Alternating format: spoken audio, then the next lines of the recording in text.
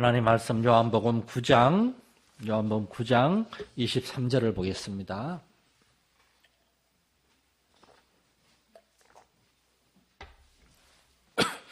요한복음 9장 23절에서 34절까지 한 절씩 교독하겠습니다.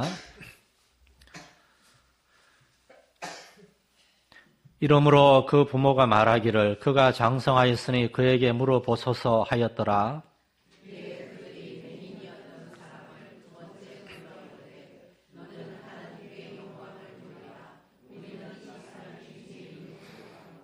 대답하되 그가 죄인인지 내가 알지 못하나 한 가지 아는 것은 내가 맹인으로 있다가 지금 보는 그것이니이다.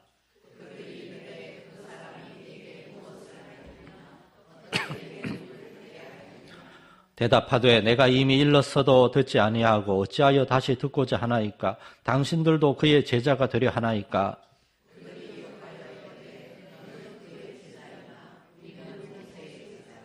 하나님이 모세에게는 말씀하신 줄을 우리가 알거니와 이 사람은 어디서 왔는지 알지 못하노라.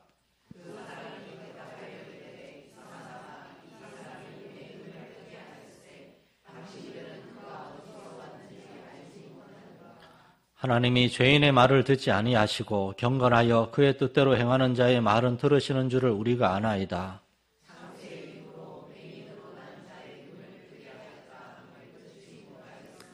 이 사람이 하나님께로부터 오지 아니하였으면 아무 일도 할 수 없으리이다.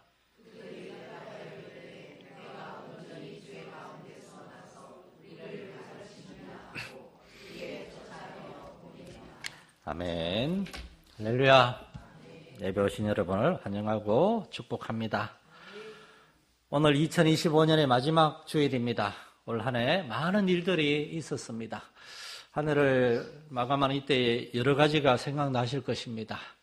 그러나 정말 한 해의 마지막에 사실은 12월 25일이 정말 예수님이 태어났는지 알 수는 없으나 그러나 예수님은 반드시 아기로 오셨고 그래서 교회 역사를 통하여 전통을 통하여 12월 25일을 성탄절로 지키고 있기 때문에 우리가 그때 이 세상에 아기로 오신 예수 그리스도, 사람이 되어 오신 예수 그리스도, 그래서 우리의 모든 수고와 고통과 연약함을 그 몸으로 다 체결하신 예수님을 기억하는 성탄절을 보내면서 연말을 맞이하는 것은 참 의미가 있는 것 같아요. 안 그러면은 막 불신자들처럼 성탄절 연말에 막 선물 사러 댕기고 놀러 댕기고 그러는데 우리가 마음을 쏟을 수도 있는데 성탄절에 우리는 정말 예수 그리스도 이 땅에 오신 그 예수님을 묵상하면서 우리가 그 예수님이 우리에게 오셨으니까 우리도 예수님처럼 찾아갈 수 있는 사람이 있을까 살피면서 그렇게 연말을 경건하게 지낼 수 있는 것이 참 하나님의 은혜인 것 같습니다.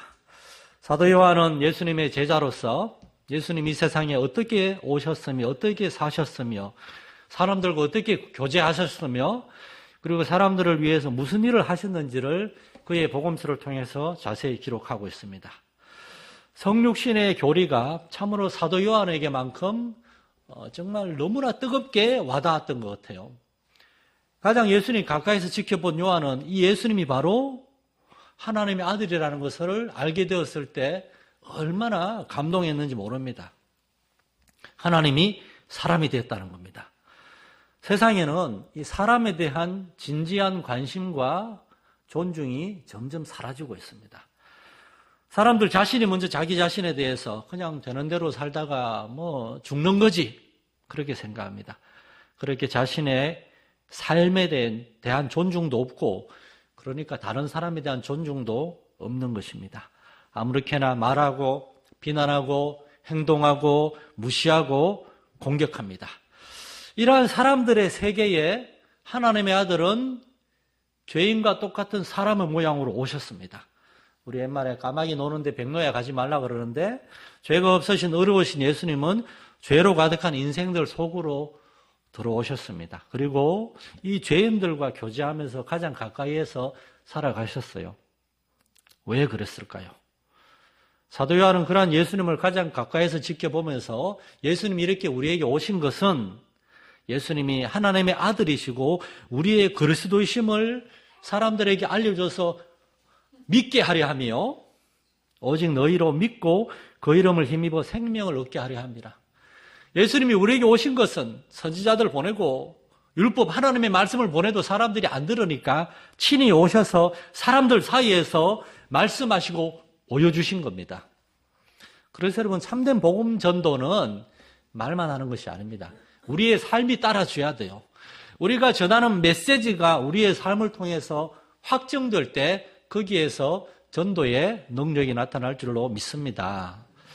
그래서 올 한 해 우리는 이러한 도전을 우리 자신에게 던져봤으면 좋겠어요. 나는 예수님의 말씀을 얼마나 신실하게 들었으며 나는 예수님의 말씀을 듣고 그치는 것이 아니라 정말 예수님을 닮아가려고 살았는가? 우리 자신을 한번 생각해 봤으면 좋겠어요. 사도 요한은 예수님에 대해서 계속해서 입체적으로 소개했습니다. 오늘날 교회도 점점 하나의 문화가 되고 있습니다. 교회에서 이렇게 파생된 문화가 얼마나 많습니까? 그래서 사람들이 처음에 교회 올 때는 예수를 믿고 예수 안에서 살겠다, 그러한 도전으로 옵니다. 그런데 시간이 지나면서 교회 문화와 전통에 점점 빠져들면서 어느 순간 예수님을 잊어버리고 교회의 문화와 전통을 더 중요하게 생각해 버릴 수도 있습니다. 쉽게 말하면 교회에 왜 오는가 하는 그 이유를 잊어버리는 겁니다. 여러분은 교회에 왜 오십니까? 일하러 오는 게 아닙니다. 맛있는 식사하러 오는 게 아닙니다. 사람들 만나러 오는 것도 아닙니다. 우리가 교회 오는 것은 하나님 앞에 나아가서 하나님을 만나기 위해서인 줄 믿으시기 바랍니다. 그런 교회도 있다고 그래요. 건물도 없고 인터넷 사이트만 했다 그럽니다. 그 인터넷 사이트 들어가면 유튜브로 설교 몇 개 올라가 있고 그리고 밑에 광고 있고 그리고 계좌번호가 있다 그럽니다. 집에서 아무 때나 편한 시간에 아무 옷이나 입고 소파에 깊이 눌러앉아서 리모컨으로 예배드리는 이러한 시대. 단언하지만 이것은 교회가 아닙니다. 교회의 본질은 몸입니다. 몸. 예수님이 이 땅에 오셔서 사람의 몸을 입으시고 사람이 되셨어요. 우리와 같이 이 땅에서 사셨고 우리와 대화하셨고 교제하셨고 하나님에 대해 가르쳐주고 하나님을 섬기는 걸 몸소 보여줬어요. 몸이 중요합니다. 그래서 교회는 아무리 추워도 아무리 더워도 아무리 바빠도 설사 몸이 아파도 정말 링크 맞을 정도가 아니면 교회에 나와야 돼요. 함께 하나님 앞에 우리의 몸이 예수님이 말씀이 육신이 되신 것처럼 우리도 우리의 육신으로 하나님 앞에 함께 모여서 하나님을 만나고 하나님을 예배하고 그리고 하나님의 백성들과 교제해야 됩니다. 하나님 앞에서 우리의 죄와 허물과 연약함, 우리의 더러워진 마음, 우리의 고통과 괴로움을 하나님 앞에 우리의 입술로 이야기할 수 있어야 됩니다. 하나님 앞에 엎드려 울 수 있어야 돼요. 하나님만 해결하실 수 있는 문제를 세상에서 아무리 해결책 찾아봐야 해결이 안 되는 문제를 하나님 앞에 가지고 나와서 하나님 앞에 올려드리면서 하나님 앞에 엎드리는 것. 히브리어로 쏴하, 그게 경배입니다. 그게 예배입니다. 그렇게 겸손하게 하나님 앞에 나아갈 때에 지금도 살아계시며 우리와 함께 하시는 성령님이 여러분이 찬양할 때 또한 설교를 듣는 중에 또한 여러분이 하나님 앞에 진실한 마음으로 기도하고 있을 때 여러분에게 오셔서 여러분에게 말씀하시고 여러분의 마음을 위로하시고 새롭게 하시고 회복하시는 줄 믿으시기 바랍니다. 그러므로 우리 마산연일교회는 정말 진정한 예배를 드리는 교회, 예배, 말씀과 기도 가운데 예배, 이 예배를 통하여 하나님 앞에서 정말 언제나 하나님을 바라보고 하나님에 대한 그 분명한 그 초점을 잃어버리지 않는 저와 여러분이 될 수 있기를 간절히 소망합니다.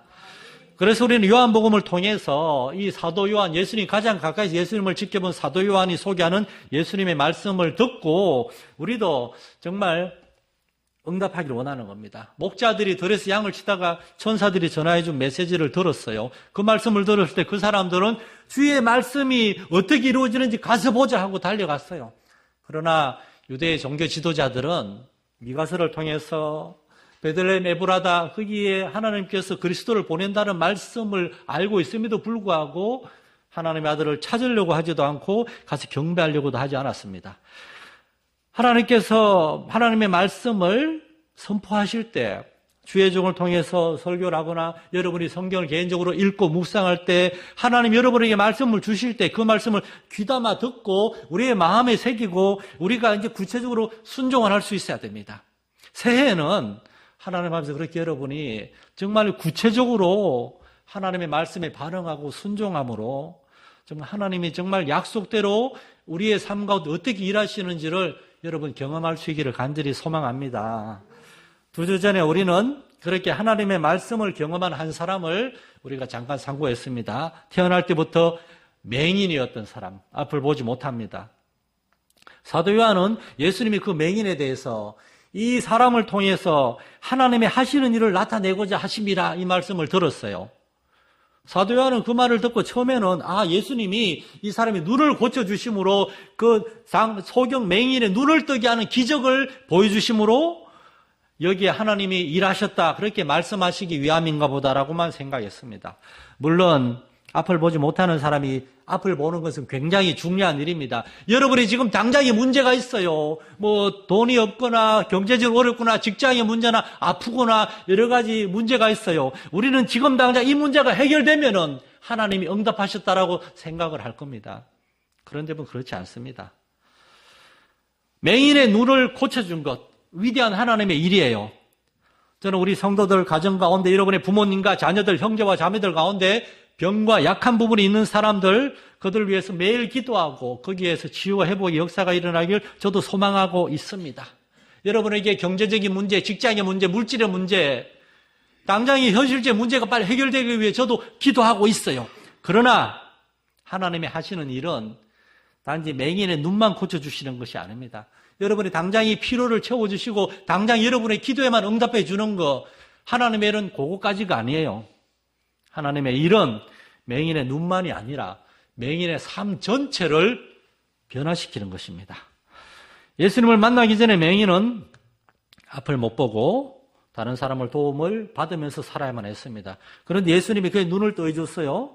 앞을 보게 됐어요. 그러면 가장 쉽게 이 사람은 어떻게 반응하겠습니까? 아이고, 내가 앞이 보이네. 이제 가서 열심히 일해야지. 돈 벌어야지. 나도 맛있는 거 먹고 즐기고 나도 한번 멋있게 살아봐야지.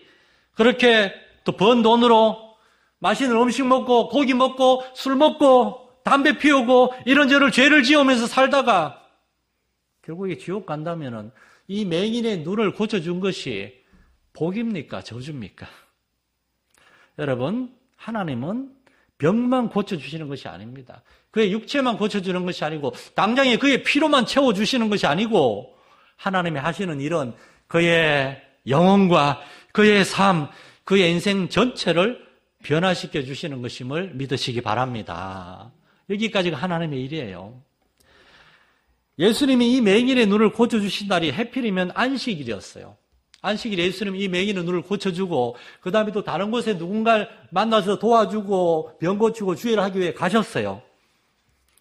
예수님은 안식일이 유대인들이 그냥 생각하는 것처럼 안식일에 일하지 말라 그랬으니까 회당까지만 갔다 오고 이것도 안 되고 저것도 안 되고 그런 식으로 규정이 중요한 것이 아니라 안식일은 사람을 위해서 있는 날이라고, 사람의 육체의 쉼과 회복 그리고 안식일에 어려움 당한 사람을 도와주기 위해서 안식일이 사람을 위해 있는 날이라고 선포하셨습니다. 그래서 안식일에 여기저기 다니면서 하나님의 말씀을 전하고 가르쳤어요. 요한복음 5장에서 그 예루살렘 옆에 양문 곁 베데스다 연못에 있는 38년의 병자를 고쳐준 날도 안식일이었습니다.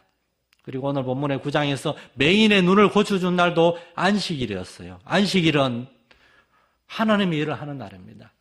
하나님의 일이란 우리가 영적으로 육체적으로 쉬고 휴식하고 회복될 뿐만 아니라 어려운 사람들을 찾아가서 권면하고 신방하고 도와주는 그러한 일, 그게 바로 안식이래요.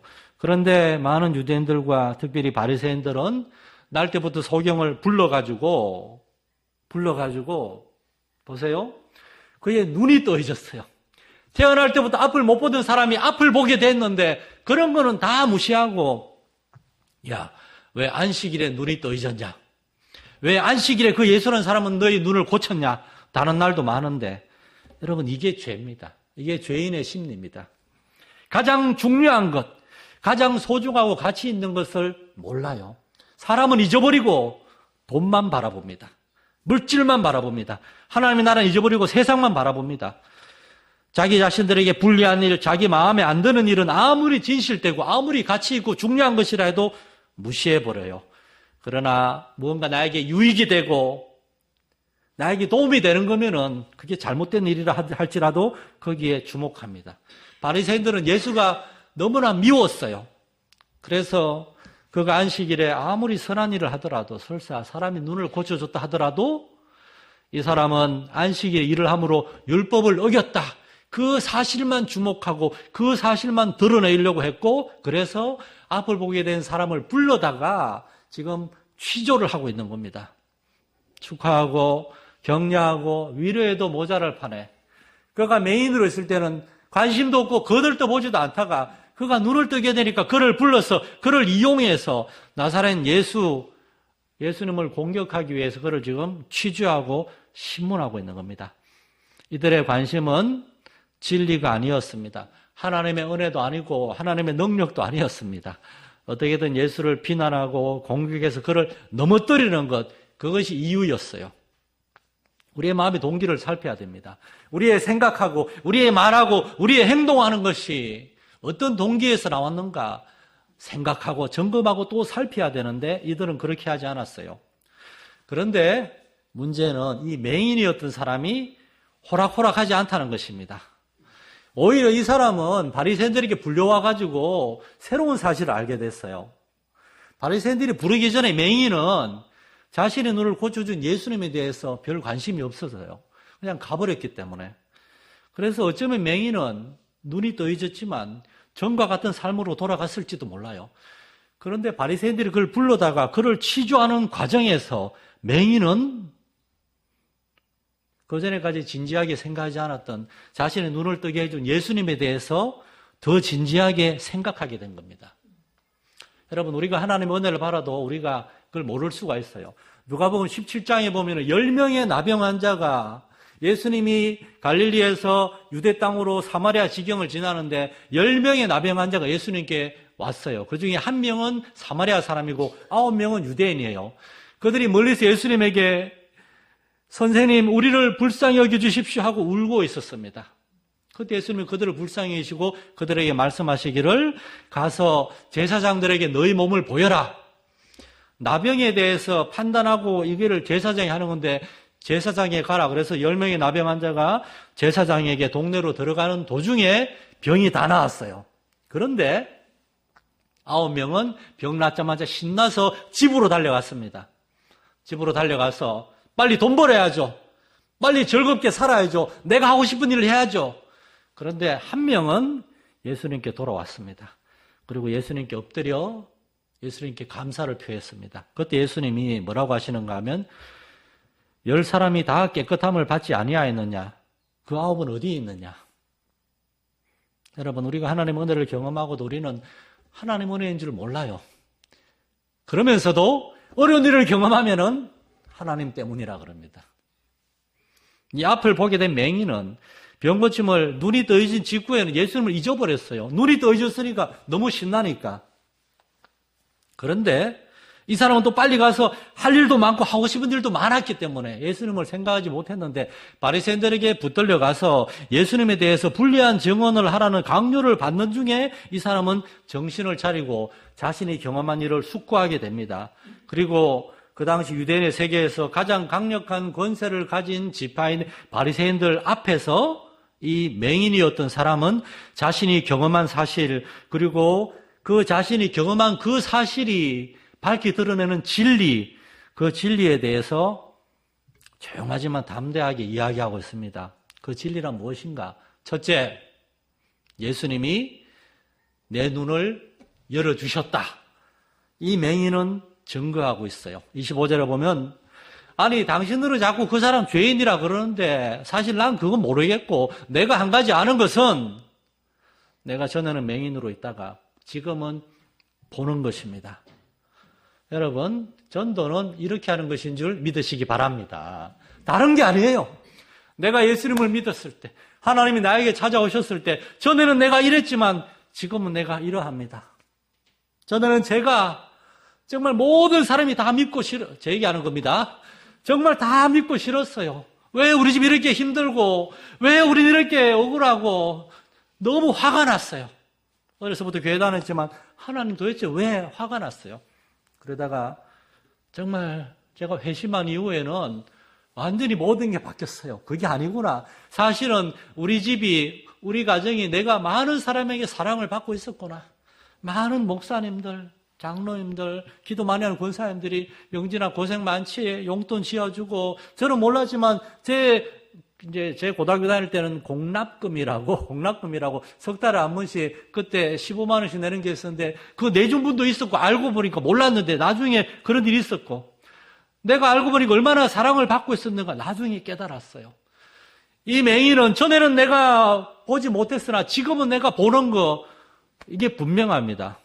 여러분, 우리가 예수님을 만났고 예수님을 알게 된 그 분명한 믿음의 체험, 그것을 붙들 수 있기를 축원합니다. 여러분, 예수님이 아니고 여러분이 바울처럼 길 가다가 예수님을 만났거나 그런 일이 없을 수도 있어요. 그러나 분명한 것은 전에는 내가 예수님을 몰랐으나 지금은 내가 예수님을 믿고 예수님이 내 안에 계시기 때문에 내가 분명히 바뀌었다는 걸 여러분은 알고 있어요. 내가 한 가지 아는 것, 전에는 내가 앞을 못 봤으나 지금은 볼 수 있습니다. 내가 한 가지 아는 것, 전에는 내가 죄인이었으나 불평과 원망과 불평, 저주, 분노밖에 없었으나 지금은 참고 이해하고 용납하고 믿음으로 기다릴 수 있는 사람이 되었습니다. 왜냐하면 예수님을 만났기 때문에. 이번 성탄절에 여러분은 텔레비를 별로 안 보셔서 잘 모르시겠지만 저는 집에서 앉아서 텔레비밖에 보는 게 없어서 벤허라는 영화를 3번이나 하더라고요. 그래서 한 번을 이렇게 또 쭉 보게 됐는데 사실 저는 벤허를 한 10번을 봤습니다. 그래서 거의 내용을 다 알고 있습니다. 벤허의 주인공이 억울하게 로마인 장군에게 억울하게 잡혀가고 그의 어머니와 여동생은 감옥에 갇혀있는 중에 나병 환자가 되었습니다. 벤허는 어머니와 동생이 죽은 줄 알았어요. 그런데 나중에 알고 보니까 나병 환자가 되었다는 사실을 알고 벤허는 모든 인생을 포기하다가 그런데 어떻게 하나님의 도우심으로 그가 로마 높은 장군의 양아들이 되어가지고 예루살렘으로 다시 돌아왔어요. 그래서 자신과 자신의 어머니와 동생을 절망으로 망가뜨린 원수 같은 로마 군인과 이 원형 경기장에서 전차 수레 경기를 했습니다. 그래서 그 원수 같은 로마 군인이 바퀴에 깔려서 죽었어요. 그리고 집에 돌아왔는데 벤허를 사랑하고 벤허를 아끼고 위해서 기도해주는 예수 믿는 한 여인이 벤허에게 에스더라고 하는 여인이 묻습니다. 이제 원수를 갚았으니 마음의 정오가 해결됐나요? 하니까 벤허가 아니. 내 마음의 정오는 그 원수 때문에 생긴 게 아니었어. 내 마음의 정오가 있었기 때문에 원수가 생긴 거였어. 그 정오가 나를 돌로 만들었다 그러면서 막 울더라고요. 사랑하는 성도 여러분, 사람들이 우리를 힘들게 해서 돈이 없어서 병에 걸려 어려워서 우리가 괴로워하는 게 아닙니다. 우리가 죄인이기 때문에 그러한 상황을 어렵게 보는 거예요. 참된 믿음의 사람은, 참으로 예수님을 만난 사람은 여전히 질병에 걸릴 수도 있어요. 예수를 믿어도 병에 걸릴 수 있어요. 예수를 믿어도 아플 수 있어요. 어려움을 당할 수 있어요. 직장 문제가 어렵고 자녀들이 말한다고 어려움을 당할 수 있어요. 그러나 예수를 믿으면 그것이 분노와 원한과 정오와 불평과 불만이 아니라 그것을 하나님의 인도하시로 믿고 하나님 앞에서 기도할 수 있는 믿음의 사람, 소망의 사람이 되는 줄 믿으시기 바랍니다. 이 맹인이었던 사람도 마찬가지입니다. 여러분, 이 사람에 대해서 생각해 보세요. 태어날 때부터 앞을 보지 못해요. 사람들이 전부 다 지나가면서 이 사람은 도대체 누구 때문에 맹인으로 태어난 건가? 아니, 살다가 눈을 잃었으면 자기 죄 때문이라 하겠는데 태어날 때부터 앞을 못 보면 도대체 누구 죄야? 이 사람의 죄인가? 이 사람의 부모의 죄인가? 그 얘기를 들으면서 맹인은 그런 생각이 들지 않았겠어요. 하나님, 너무 억울합니다. 적어도 태어나서 잠깐은 앞을 볼 수 있어야지 어떻게 태어날 때부터 이렇게 맹인으로 이렇게 아무 기회도 안 줄 수가 있습니까? 그 분노와 정오 속에 살아가던 이 사람이 어느 날 예수님을 만났어요. 누군지 알지 못하는데 와가지고 누군가가 이 사람의 죄 때문이 아니다, 그 부모의 죄 때문도 아니다, 그에게서 하나님의 하시는 일이 나타날 것이다. 그리고 누군가가 자신의 눈을 만지고 저기 실로암에 가서 눈을 씻어라. 실로암이란 말은 보냄을 받았다라는 뜻입니다. 거기 가서 눈을 씻고 난 다음에 눈이 떠져졌어요. 그러고 하는데 맹인을 생각한 겁니다. 하나님이 나의 눈을 뜨게 해줬다.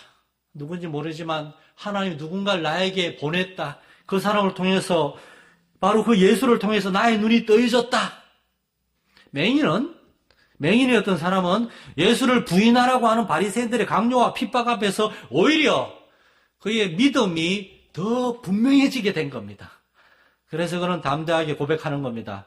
나는 그가 누군지 잘 모르지만 그러나 내가 한 가지 아는 것은 그가 나의 눈을 만졌고 그래서 나는 앞을 보게 된 겁니다.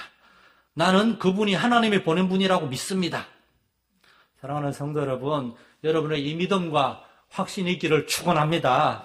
여러분의 삶을 막 뒤흔드는, 믿음을 뒤흔드는 물질의 어려움, 직장 문제, 사업 문제, 사랑과의 문제, 질병 문제, 자녀의 문제 등 크고 작은 어려움들이 찾아올 때 그 시련을 통해서 사탄 마귀는 여러분한테 봐라, 하나님 믿어도 어려운 거 있고 이거 하나님이 너 안 도와준다 막 그러면서 여러분의 믿음을 뒤흔들려고 할 때 여러분이 맹인이었던 사람과 같이 단순한 진리, 그럼에도 불구하고 전에는 내가 죄인이었으나 지금은 내가 예수님 마음에 모시고 믿음 안에 살고 있다는 그 사실을 붙들 수 있기를 축원합니다. 두 번째로 이 맹인은 자신이 알게 된 채만 진리를 혼자만 갖고 있는 것이 아니라 다른 사람들에게 전했어요.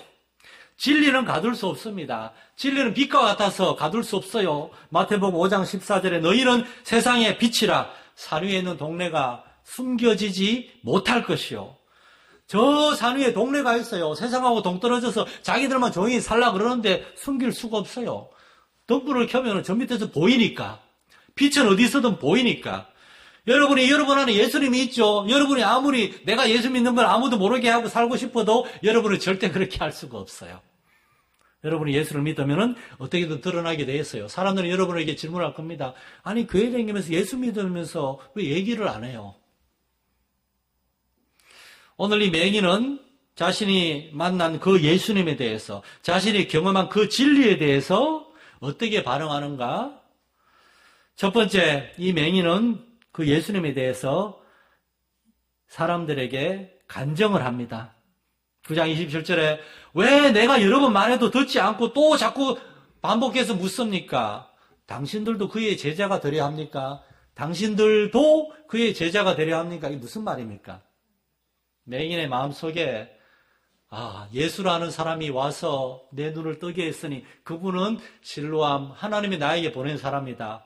나도 그분에게 가야 되겠다. 나도 그분에게 가야 되겠다. 그런 마음이 있었기 때문에 당신들도 그의 제자가 되기를 원합니까? 나는 그의 제자가 되기를 원합니다. 이렇게 고백하고 있음을 믿으시기 바랍니다.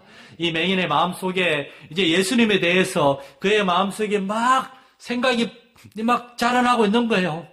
사도 요한은 얘기하는 겁니다. 바로 이것이 하나님이 하시는 일이라고. 맹인의 눈만 떠준 게 아니라 맹인 자체를 변화시키고 그의 삶 자체를 변화시켰다는 겁니다. 아마 이 맹인은 그 후에 예수님의 제자가 되었고 나중에 120명의 초대 교회에 그 예루살렘 교회에 일원이 되어지 않았을까 조심스럽게 짐작해 봐요. 이 맹인의 대답은 이겁니다. 나의 눈을 떠준 그분, 나는 그분에게 배우기를 원합니다. 당신들도 그분에게 배워야 되지 않겠습니까? 제자란 예수님에게 나와서 듣고 배우는 사람입니다. 예수를 믿는 사람은 제자가 돼야 돼요. 두 번째로 이 맹인은 도전합니다. 절대 주눅들지 않고 바리새인들은 맹인에게 욕을 했어요. 그들이 욕하여 이르되 너는 그의 제자나 우리는 모세의 제자다. 이 맹인을 굉장히 모욕을 했어요. 그러나 맹인은 화내지 않습니다. 30절부터 조용하게 대답합니다. 이상하네요. 이 사람이 내 눈을 뜨게 하였는데 이 놀라운 일을 했는데 어떻게 당신들은 그를 모릅니까? 하나님이 죄인의 말이 아니라 경건하여 그의 뜻대로 행하는 사람들의 말을 들으시는 거 아니겠습니까? 이 사람이 죄인이라면 하나님이 왜 그를 통해 내 눈을 뜨게 해줬겠습니까? 나는 그가 하나님이 보내셨고 하나님의 뜻대로 행하는 자라고 믿습니다. 그러면서 33절에 이렇게 얘기합니다. 이 사람이 하나님께로부터 오지 아니하였으면 아무 일도 할 수 없을 것입니다. 이 사람은 하나님에게서 온 사람이 분명합니다. 이 맹인은 가장 단순하고도 합리적으로 생각한 거예요.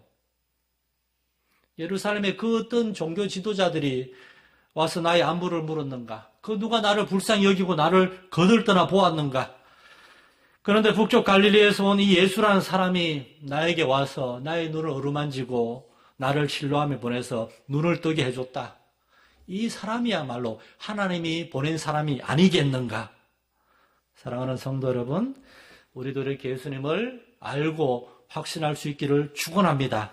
전도는 우리가 알게 된 예수님에 대해서 이야기하는 거예요. 이번 성탄절에는 우리 교회 새로운 사람이 이제 그 장로님 지인 한 가정 방문하셨지만 이제 신년이 되면은 5월 달에 가정의 달에 우리가 좀 우리 오이코스들 가족들 초청도 하고 그러고 싶어요. 여러분, 우리도 맹인처럼 제가 여러분에게 전도하라 강요하지 않잖아요. 좀 강요해야 될까요? 전도는 억지로 강요해서 되는 게 아닙니다. 전도란 이 맹인처럼 당연하게 자연스럽게 나타나는 겁니다. 우리가 경험한 하나님의 은혜와 그 놀라운 응답하심에 대해서 우리가 알게 된 예수님에 대해서 우리는 이야기하는 겁니다. 이 바리새인들이 이 맹인을 쫓아냈습니다. 그런데 예수님이 맹인에게 오셔서 네가 그리스도를 믿느냐? 맹인이 예, 그분을 믿기 원합니다. 예수님 말씀하시기를 내가 바로 그니라. 그때 맹인은 예수님 앞에 엎드려 울면서 예수님께 감사하고 경배했습니다. 새로운 한 해에 우리가 예수님을 더 깊이 만나고 알게 되기를 소망합니다. 그래서 우리도 맹인처럼 너무나 자연스럽게, 너무나 단순하게 그러나 확신 가운데 우리에게 오신 예수님에 대해서 전하고 나눌 수 있는 저와 여러분이 될 수 있기를 간절히 소망합니다. 하나님 아버지, 이 맹인은 눈이 떠져있으니까 이제 나의 삶을 살아야겠다 그렇게 달려가려고 했으나 바리새인들이 그를 불러 세워서 너의 눈을 뜨게 해준 그 사람이 누구냐 물었을 때 맹인은 그때서야 그 예수님에 대해 생각하게 되었습니다. 그리고 그 결과 맹인은 자신에게 일어난 일을 부인하지 않고 진지하게 받아들임으로 예수님이 하나님이 나에게 보내신 구주라는 것을 알게 되었습니다. 오 하나님이여, 예수님이 우리에게 오셔서 우리는 예수님으로 말미암아 구원을 받았으니 우리에게 오신 예수님을 우리만 알고 있을 것이 아니라 우리도 전하고 나눌 수 있는 이 맹인과 같은 전도자가 되게 하여 주시옵소서. 은혜를 사모하며 응답을 구하며 기도하는 사람들 되게 하시고 하나님께 응답받는 대로 하나님 은혜를 경험하는 대로 전하고 나눌 수 있는 믿음의 사람들 되게 하여 주옵소서. 예수 그리스도 이름으로 기도드립니다. 아멘.